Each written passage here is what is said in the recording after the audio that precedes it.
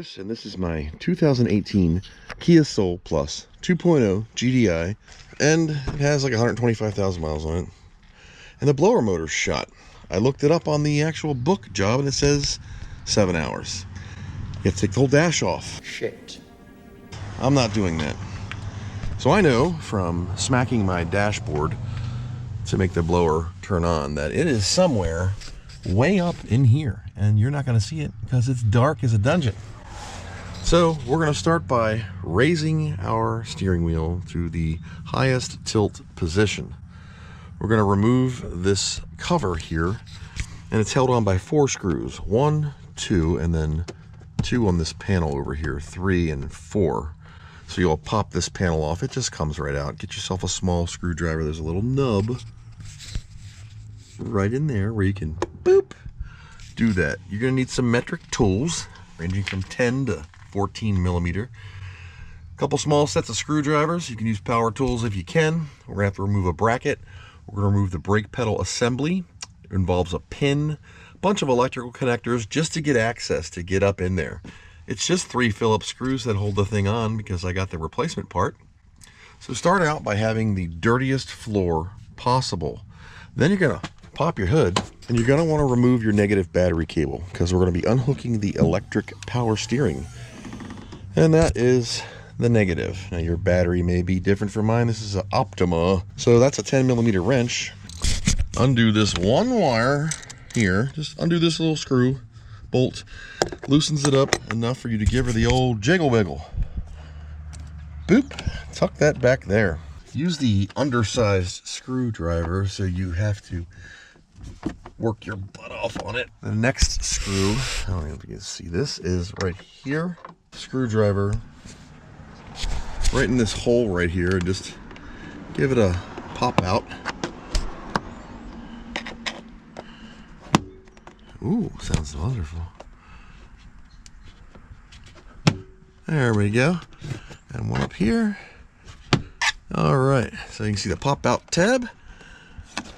Yeah. There's a screw right there, right here. And you're gonna be a contortionist and a mess with pain if you're old like me. Well, that's gone forever. So with that, this should come free. It's tucked into this thing. So let's try from the top. There we go. Be careful not to totally obliterate your dashboard here. Oh yeah, that's great. Okay. Oh, I heard something pop. Oh, it's a little tab down here it pulls up from. Okay, so tab right there, important safety tip. Now here's your ODB2 connector. You can squeeze the sides of it and it'll pop right out towards you. If I had 4 hands, it'd be great. We have to remove this metal bracket. Power tools are your friend. The benefit of making a video of this while I'm doing it is when I lose all these screws or forget where they go, I can just watch my own footage. This is your electric power steering controller. It has a bracket on the back, but it has like 4 connections. So there's these blue pins here. We take a regular screwdriver and we pull those out. See that? There we go. This is a yellow connector. Again, pulls forward like so to unlock it.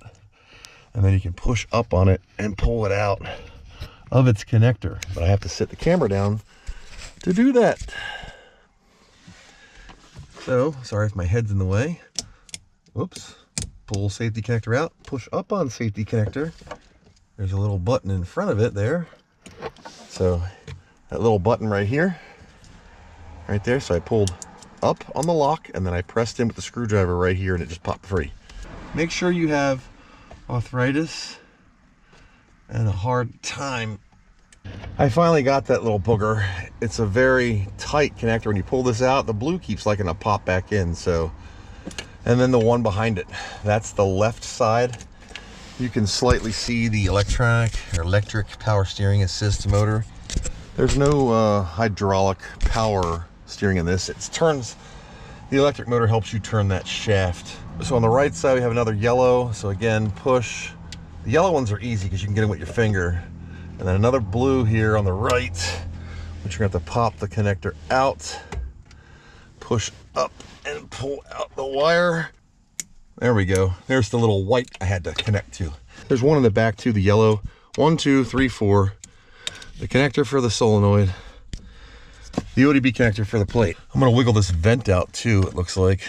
One screw, I can pull the vent tube out. This junction, which is stupid, should come out too. The whole piece should come out. Looks like it has a metal depression in the middle. Yes, it does. So if I press down on that square, I can slide this connector off of this bracket and get it out of the way.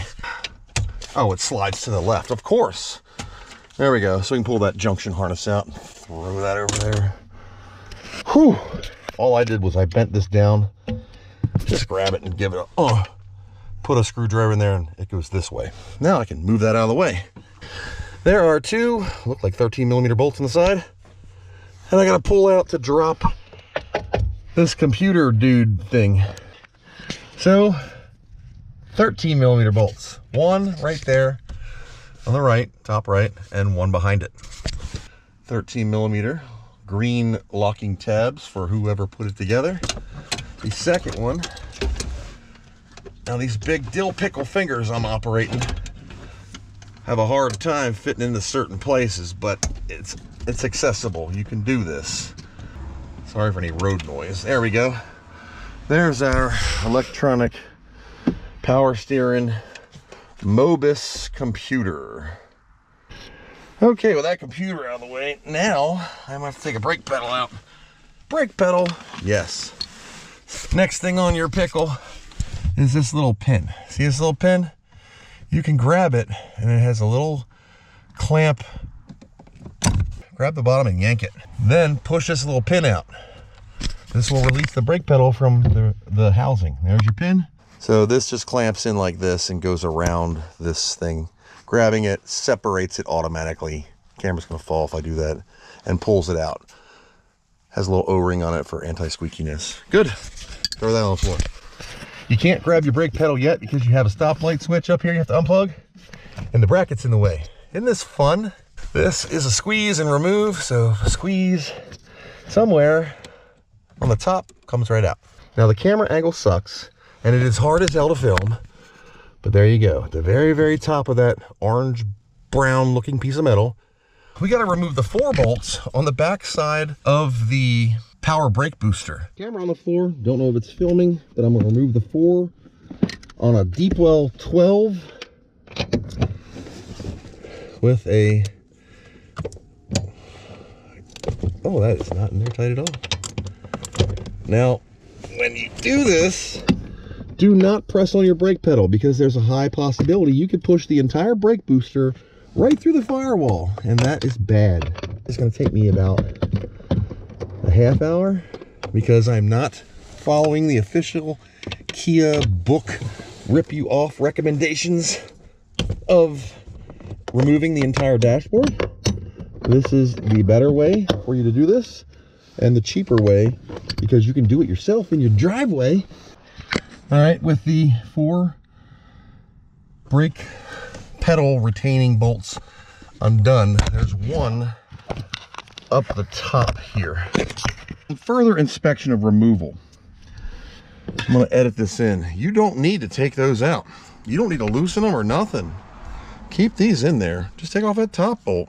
The whole assembly comes out. 4 bolts on the bottom, 1 on the top. Right at the very top of that, where that red, right to the left of that red wire, you see it right in the, you can see it. It's easy to do when you're not filming it. All right, on the side of this thing, there's a wire clip. See it? Let me take that out. God almighty. There's that stupid clip. I couldn't get it out, so I just cut it. I could care less. It's a zip tie. I can fish another Chinese zip tie through it if I really cared. Look at that crappy welding job. There's your spring. There's your brake stop light. Press this. That detects when your brakes are lit up. So grab this whole assembly and throw it to the side.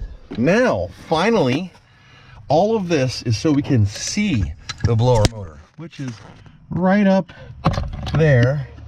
Looks like I'm gonna have to remove this red, try an airbag system light, because that's, of course, in the way. There's the blower motor where the light is shining, so we'll remove that. And then I'm gonna remove this air duct here, which has a screw there and a screw here. So I pulled out one black screw from here, one silver screw like this from up in there. So press down, I guess. After you take those screws out, this duct floor vent comes right out. Now you have a bunch of room to work. That red wire is out. I tucked it up on the side.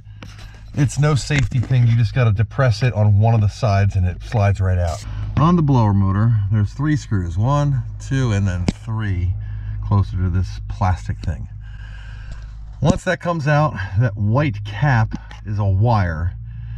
It needs to come out. Your replacement kit will have an extension because you don't have to wrestle that thing in. And doing that this way saves you 5 hours of labor and about $600 to $800 of cost, including the part. The new motor. So it sits in there like this. If you're, well, it sits in there like this, but there we go. This screw, no problem. This screw, I just used a normal screwdriver. Trick with this is loosen them. When you feel they're about to fall out, put a thread back in them. Reach in there by hand, because if that crap falls behind your center console, you can either pry this piece of plastic out and lift your carpet up and dig for it, or go buy different screws or use some other screws and rig it. Make sure all your tools are right in your area where you're gonna lay upside down on your back and hope for the best and then realize you can't see or do or feel anything. So I'm laying over the door panel and doing some crazy torque back upside down maneuver. I have to get to that top screw up there. And I'm gonna have to use this little thing as big as, well, my thumb. It's, yeah, I can't, there's not enough contortionist. Maybe you have a small child or something that lives with you and eats all of your food. You can con them into laying in here small and getting that out. The third one is behind that freaking wire that I'm gonna have to wrestle. So I'm gonna squeeze it with a pair of pliers and jiggle the heck out of it and get it to pop off. Okay. I literally said the power of Christ compels you. So it's intact. It has a stupid, oh, and I also banged into my brake booster and it does pop it out. So be careful. It has a tab on the top, which is like virtually impossible. So I stuck a screwdriver in there, wedged it, wanged it, banged it, said the power of Christ compels you. And here's the old, oh God, sorry. Here's the old piece of crap. Pulling that vent duct out was critical to getting it out. Does this work? I don't know. I'm gonna hook it up to my battery. Dead. Must be dead. She's dead, Jim. The factory plug is a pain in the ass. The redesigned new motor is better. How? The factory plug puts the harness above the third screw, which was just so much fun to get out. The screw was here, the plug was here, you couldn't do shit. You can fork the wires and get the screw out, but then you're fighting the wire. So just break this connector. Don't destroy it, just break the safety clip. Why? The new motor in the same orientation cocked that plug to the side. That's why you get that little pigtail. So you don't have to F with this. You can put the motor in and plug it in separately and get it out easier. It's the same factory harness, but because this one's so short, they give you that little extension. And that is brilliant. There we go. Old motor, new motor. Quality control by O2. They even did some torque glue. So the center of the factory motor is plastic cone. This is a metal motor. That's why it's significantly heavier. Probably better torque specs too. Let's get this SOB back in there so we can start reassembly of the mess. But 5-hour job? I don't think so. I probably got about 30 minutes into this so far. The hardest part is filming because you're a contortionist and you're trying to film while you're working. There's the new motor. That's the plug plugged into the new harness adapter. Magnetic screwdriver made life 110,000 times easier. I dropped those screws more time than I cared to count. 3 screws are in. We're gonna start reassembly first with what I took off last. My old body's giving out on me. I hung the connector. I plugged in the red wire, which was the blend door motor. This will be on the steering column. This just snapped back in, that duct. Super simple. Hung the brake pedal on the top screw. Put the brake pedal in between the boosters dude. I got the 4 bolts loosely on pin through the pedal. Pin is in. I'm going to tighten up the 4 bolts and the one on the top. Get the brake assembly back in. Pedals in, hanging this Mobus motor. Your best bet is to hold it with one hand, do some contortion across this sill plate, and do the 1 bolt first. Don't forget to plug in your blend motor and especially your brake stop lamp switch, which is up in there, plugged in. That connector and that connector go on the right side. These 3, big hoss here, would be 2, but this one hanging down, and that other little white blue tipped one go in this side of the doohickey. We're 99% done. Filming takes the longest part because I have to film everything that I'm doing, and laying on all your tools is especially helpful for your old back. Okay, battery connectors in. I am beat, man. I am beat. Oh. All right, I have a light on the dashboard. Let me put my tilt down here. Okay, here we go. Where's my keys? Okay, sorry.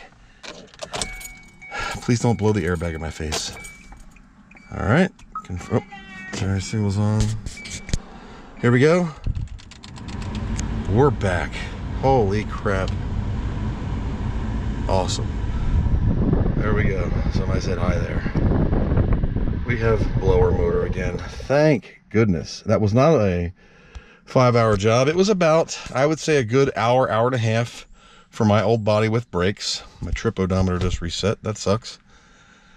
Had my oil change in there, but it was only like 50 miles. And we're good to go.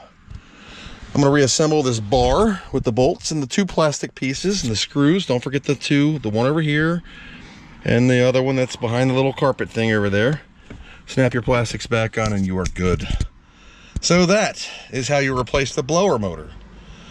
On a 2018 Kia Soul Plus 2.0, it should be 2014 to 2019. I think they might have redesigned it in 2020. So, with that, that's all I got for now. Thank you guys for watching, and as always, I hope you learned something.